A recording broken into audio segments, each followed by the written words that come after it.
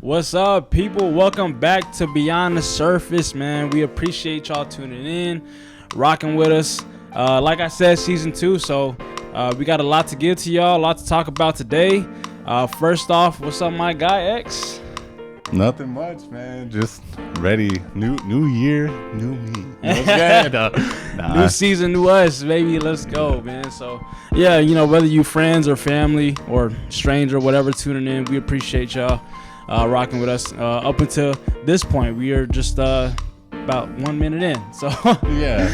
But, what I wanted to get into today was really like, we all got goals in life, and it's not like I work a 9 to 5, you know what I mean? It's just, I'm not doing anything big time or nothing like that right now, but I do have, high aspirations for my life. I'm 27 years old, so it's that clock, that 30 clock, I got it in the back of my mind, so it's like, what can we talk about today to kind of relate to other people that are kind of in the same boat as us, that young grind and wherever they want to get to. Just to kind of say what we going through, not to necessarily just give advice necessarily, but just kind of give like what we going through. So my focus is right now, like just a big focus right now. I've really been hammered on is like my relationships to start off.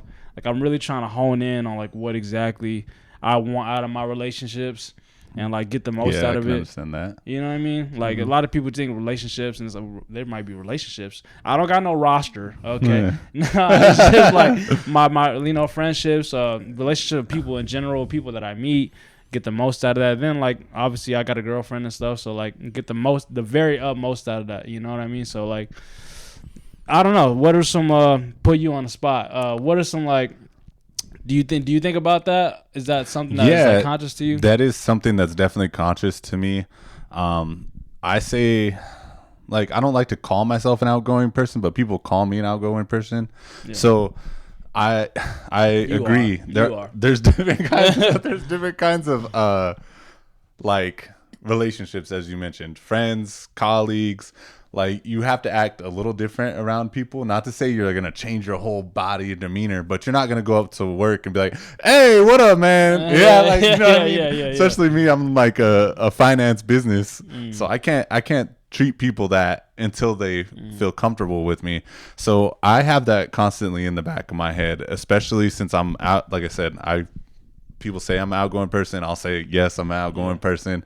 So there are some people that I consider more acquaintances than friends, but I still don't want them to feel like, oh yeah, I'm not approachable. I'm not your friend. Right. You might consider me a friend, but I'm still going to consider you a friend. But in like the category of it, I'm not going to give you the full attention. Like, you know what I mean? Yeah. It sounds bad, but it's like setting boundaries for each relationship that you have. Yeah, no, that's important. I think everybody has that. I think it's just natural. It just comes with the territory of, being human, honestly. So yeah, but that's dope. Like that kind of addresses like how we are in different environments.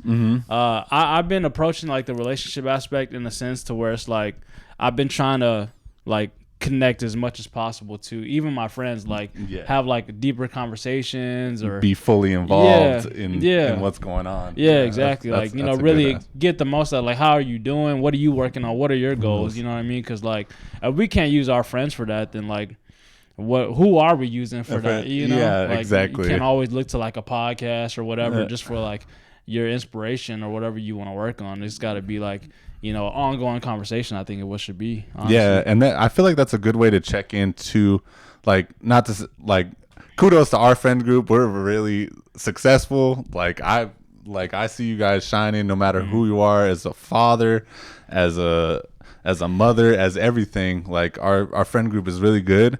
But that also gives you the opportunity to check your friend group if you're like in a bad situation, if you're in a worse situation, like, because there has been people over the years that, like I said, because I am outgoing, you can put yourself in those not so good situations, and sometimes you have to sit back and think like, do I really need to be around these type of people? That's interesting though. Like when you said like, obviously those that can kind of check you, it's like a check and balancing system. It's like, okay, well, this my homie's doing this and he's doing that. Like, it's not to compare, but like it's there's motivations there. Like, I got motivations to be like married and have a family and stuff like that. We have people in our group who are that already. Yeah. And it's like I kind of look towards them to being like, okay, well, this is how they seem, successful and like everything's going well.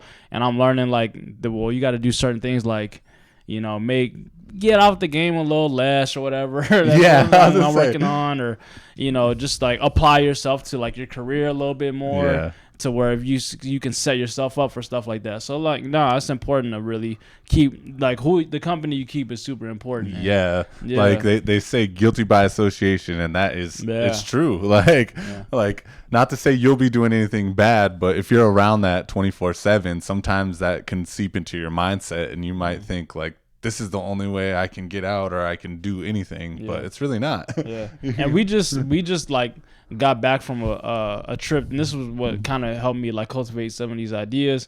Shout out Biggie 2 times. Congratulations on the wedding. We went to Kansas, had a big group out there, so it was a really good time, and it was an opportunity to kind of see like, this is another one down, another fallen soldier. You know what I mean? And it's like okay, like I'm proud of him, and it's like he's doing great things. Like what I need to come back and do to get to that level, to that point.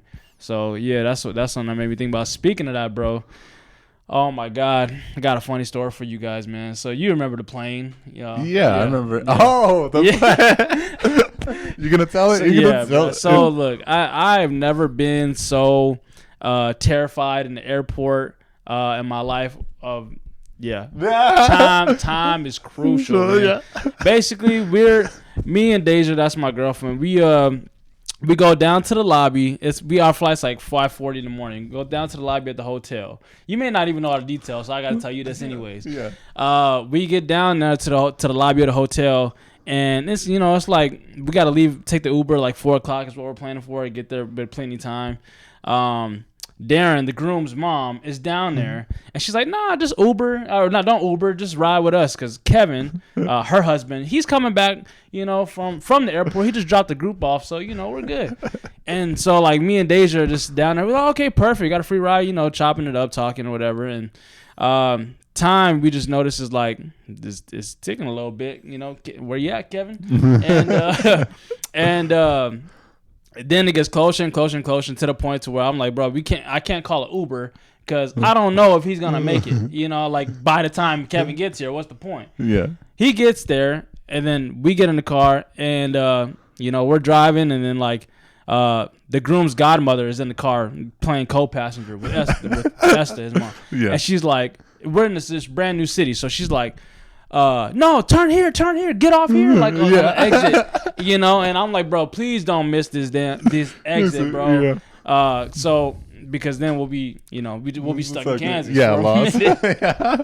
I gotta get back to work, bro. I'm not trying to switch no flight, So look, we get to the airport finally, and like Esther doesn't even know that the driver doesn't even know that like our flight is in like 30 minutes. I didn't say anything. I wasn't about to put pressure on her. Be like, Esther, we gotta make it. Like at this point, we stuck, bro. Ride it out. So then like we finally get there, and then I'm like, bye, Esther. Like, love you. Okay, we gotta go. Like I felt bad. Like she's probably like, why is he moving like that so fast? Like, okay, love you too. Yeah. And me and Deja, we start going through. We check our bags, and then the guy tells us like, okay, you have late baggage now. Yeah. So like, if you miss your flight, it's gonna be in Tucson. If you don't make your flight is just gonna be, it may be in Tucson, like later. Later. And so we go through TSA, and then we're just going through that thing, taking everything out of my pockets, bro, like throwing it in there. Yeah, and like we go through it super quick finally, and then like we get through, and then Deja's like jogging, right? And I'm like, bro, I gotta turn on the jet, bro. Yeah, to hold the plane. Yeah, I gotta hold the plane. So we tell Chris, bro, like hold the plane. So yeah, in the midst of us going through TSA and everything, Chris, our friend, texts us, who was on the flight with X, was on the plane already. He's like, bro, where you at? And I'm like, bro, please, like, just hold it. Just hold the plane, bro. I know you got it, and you just hold it. He's like, bro, I don't control this, bro. And I'm like, just hold it, bro. And so after we get the TSA and everything, bro, like I told Deja, like I gotta book it. I'm out, bro. I'm done, but I'm not gonna leave without her. You know what I mean? Yeah. So I turned on the jets, bro. Yeah. I was running. I had my, I think I had my forces on. I was running. The forces probably creased up, bro. I was gone. Yeah. Yeah, nah. I was. You could have put me in the Olympics, bro. I would have gave you Usain Bolt a little run for his money, bro. Made me nervous. Yeah. But no. So I got up to the gate, and he was like, take a breath. You're good. Your bags are here. You know, so, you know, your bags are here. Who are you waiting on? I was like, I'm waiting on my girlfriend.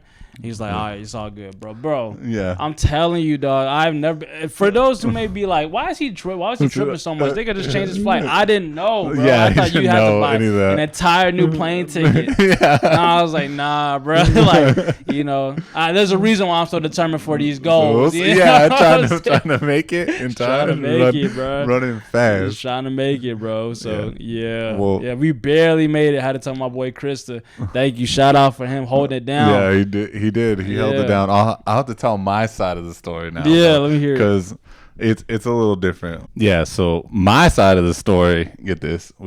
Christina and I, she wants to get there early. So we left at like 1 a.m.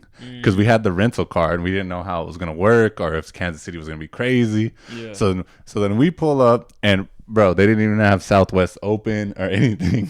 There was actually a dude in there going, flights are all closed. Flights are closed. And it was somebody that didn't even work for them. And yeah, they had to get security to like walk him out because he was telling everybody that there's no flights leaving from this area. Okay. Yeah. So it was that's a hell of a start. Yeah. It was a crazy start. So we waited and finally like they come up, I think at like 4 like, so our flight's at like 5:30, I think it was. Yeah, so they come up at 4. They start checking people in. We go through TSA. We get all the way to our gate. We're waiting there probably like 30 minutes. And the group that he was talking about shows up. And I see Jeff and Chris and then the newlyweds. And I'm like, where's Leonard? I was like, I swore just the other day we were talking about like we all had the same flight times. Some of us are going to Phoenix, some of us are going to Tucson. So I'm like, oh, okay, so they'll be here. And I was like, Leonard. I just thought like, oh yeah, you'd be like 5-10 minutes late. Oh, disappointed. Like, yeah, a little bit later. But we're sitting there, and Chris is like chilling, and like Christina and I just assume you like change flights, maybe. Like we don't think of anything about it. And then Chris goes, "Hey, where's Leonard?" And I was like, "Are you sure he's on the same flight as us?" And he's like, "Yeah, we just talked about it last night." And he's supposed to be showing up. And Christina, like, instant panic. She's like, I'm just going to assume that they changed flights. Like, because she wants to assume the best for you guys. Right. Like, she doesn't want you guys to miss a flight either. Positive, yeah. But I'm cracking up. Personally, I'm sorry. I'm bad. I'm just terrible, bro. I'm hoping for a great story. That's all it is. So I'm laughing. Christina's like a little panicked about it. She gets stressed out. It's like we're late or anything. So she's like worried for you guys, but she's like, I'm just gonna assume that they made the flight. So then we start like boarding the plane, and Chris gets a text back from you. That's what started it. And he's like, oh, they're on their way. And Christina's like, oh no. Stressing, bro. Yeah, so Chris sits next to us, and he's like, I don't know if they're going to make it, man. They're just going through TSA. So then they're boarding the plane where they're like getting everybody on. The lady in front of us is like, somebody's going to miss. And we're like, yeah, one of our friends is like running super late. Dang. So she was like invested in the story. Dang. Like, are they going to make it or not? Yeah. And Chris is just sitting there, like we're all sitting there, and they go, and it was like a detention paper because they luckily pulled out this list, bro, and they go, is so and so on the flight? Is so and so on the flight? Is so and so? They had like 8 people, luckily. Like it wasn't just you guys that were late. There was like another family that was late. Thank God, man. So they start calling out these people, and Chris is, and they're like, can you hit your flight attendant? Or they were like, can you hit your flight attendant button if you're on the flight? And Chris goes, ding, for you guys. Yeah. And the dude like runs up and he's like, He's like, yeah, those two of the people, Deja and Leonard, they're my friends, and they just got through TSA. They're kind of on their way, and the dude that was working the gate, he said something funny. I want to say he was like, you might want to tell him to start hoofing it or something like that. He used some sort of word choice that I hadn't heard in a while about running, and I just started dying laughing. And the lady in front of us is like, "Oh, they might make it." Building up the anticipation. Yeah, and he's like, tell them they only got a minute, and so that's whenever Chris calls you, and it's like, and you were, dang, and we can hear you. It wasn't 1 minute, that's for sure. Bro. No, it was like 5, 10. Well, that's what I said. They got the other group, so he goes. He calls you and he's like, Leonard, man, you better run, bro. You better run. And you were like, hold the plane. I remember that call, bro. I was like, please, bro, like 2 to 3 minutes max, bro. 2 to 3 minutes. Yeah, bro. He held it down. And he was like, we gotta go, bro. You gotta hurry. And then literally, like, after that conversation, maybe like 2 minutes, another family rolls in, like 3 people that are late as well. And then we're sitting there and like I'm not gonna lie, the 3 of us are sweating, like sitting in our chairs, dude, just thinking are they gonna make this? And the lady in front of us is like, are they gonna make it? And all of a sudden we see Leonard come in and he's like, on the front of the plane, and Christina and I are like, that's what I was like, bro. When we get on the plane, do I like thank everybody? Like, yo. Like thank the whole plane for waiting for us or what, bro? But I was like, nah, I'm not doing all that. I was just like, thank you to the flight attendants or whatever, bro. But I don't even know, bro. The moral of that story, bro, is just be fast when you have to. That's what you said. That's what you said. Not be on time. Not if you're late or early. Be fast. Well, it's hard though because like that situation, I'm like, okay, well, make sure you got obviously your ride set up. But I was like, well, like we called the Uber on time. You know what I mean? It's just like. They didn't change at the last minute. What happened was, you never know. Life throws curves at you sometimes. Kevin, the guy who came back to get us, because I think there was the van was taken up. Too much like seats. all that stuff.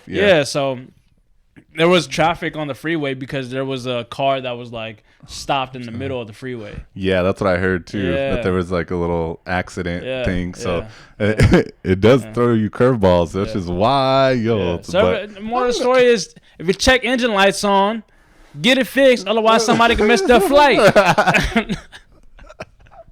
Long story short, look out for other. Be a good Samaritan. But I'm glad you made your flight though. That was it. We all fell asleep on the flight. Everybody was KO'd because 5 a.m. Just had it wasn't even the wedding the day before. That was 2 days after the wedding. Everybody was dead. KO'd, bro. But it was a good time. Good times. Yeah. Shout out again to Biggie 2 times and Lil Tort. Shout out for their. But I just had to give a quick story, a little anecdote about the trip. You know what I mean? So wanted to fill you guys in on that. And if you ever need brownie points too, with your significant other, back to relationships. If you got to do what you got to do it. Do it. Always. Run. If you about to miss your flight. You're gonna run for them to get it done. But yeah, man. Another goal that I've been really focused on too, is my career, just career development. Like not just the career that I'm in right now. Like obviously you want to do good in your day job and pay the bills and all that, but think further down the road to like what am I doing to get myself like ongoing income? Like what is it, passive income? I think where you're able to like make income while you're sleeping, like that's the ultimate goal for me. But like to also, before I even get there, like kind of steps, like what can I do to bring myself income on my own terms and not like that's kind of my own thing and not necessarily working for somebody else. So I've been thinking of ideas, like doing media for companies and stuff, recording commercials and putting that on my social media and stuff like that. So but that's just one niche, you know what I mean? So like I think it's good for, especially in this generation, for everybody to take advantage of the opportunities and resources with social media or whatever it is. To set themselves up for the future, Yeah, social media is a different monster. So a lot of these younger people, luckily, we have the advantage in it because we have a lot of like knowledge. regarding it. So definitely take advantage of anything technological that you can, because you're ahead of the curve on some of these older people, which is good for us, but still you want to just make sure that you can take advantage and do it. So same thing, like that's good. I've been trying to think about developing myself in my career, and mine's going to be like manager styles. Like I want to be there for my team, and luckily being in the workforce allowed me to see what a good manager looks like and what a bad manager looks like, and learning from those like examples and reading into books on how to deal with difficult conversations and how to deal with certain types of employees. And like luckily my coaching background, if you think about a coach, that's the same thing as like a good manager. You can have ones that kick you in the butt and some that pat you on the butt, and not every player or every employee is going to be the same. They're going to want different things, like the carrot or the stick, you know what I mean? What works for them, what will help them grow and get to where they want to be, so it helps me be the best manager that I can, to show that, hey, yeah, I'm developing people, and also look at our production, like we're able to do great things. But that's my next plan. I mean, I've been working at this for a little while. It's one of those things you want to take every stone and flip it every stone, and like just work your way. And sometimes there's going to be no's for me, I know it, like especially with interviews, but as soon as I get my opportunity, it's just it sounds good and bad, but my whole thing is I want to make it, the other people that said no to me, make them feel like, oh, they probably should have said yes, because now you look kind of stupid that you didn't do that. No, that's motivation, bro. Yeah, it's my main dope, motivation. That you have that mindset to where like you want to just be the best manager and kind of cater to people's different styles. Because I've had managers before where it was just it was just not the situation. For it was got kind of dicey for both parties, like me and them, because you may have people that only have one way of doing things, and like they don't kind of lean in any direction, or kind of tailor their strategy towards their work environment. So that's super important to be able to like understand who you're talking to and what makes them tick a little bit. So that's definitely that's my main goal. I mean, do you have any other ones? I got I want to like expand on my just like my own well-being and happiness and stuff, just, and that, I guess this all of these things kind of feed into that a little bit. For sure. Yeah, so, definitely relationships, and I can see your like growth for the future that also deals with happiness. I get it. Yeah. So what I do for that is just like give those things attention, but also just you got to take a break sometimes and like enjoy life. It's not just about the serious stuff, like the career and everything. Like, you have fun in those relationships and keep your mind busy and stuff like that. Like. You only have one life, so you got to live it. Like you don't want it to not be fun as well along the way. Take your little breaks. Yeah. So I get my 2K in. Gotta get my 2K. I've been slacking on that. That's one goal I got. To get at least 10 games in the regular this week.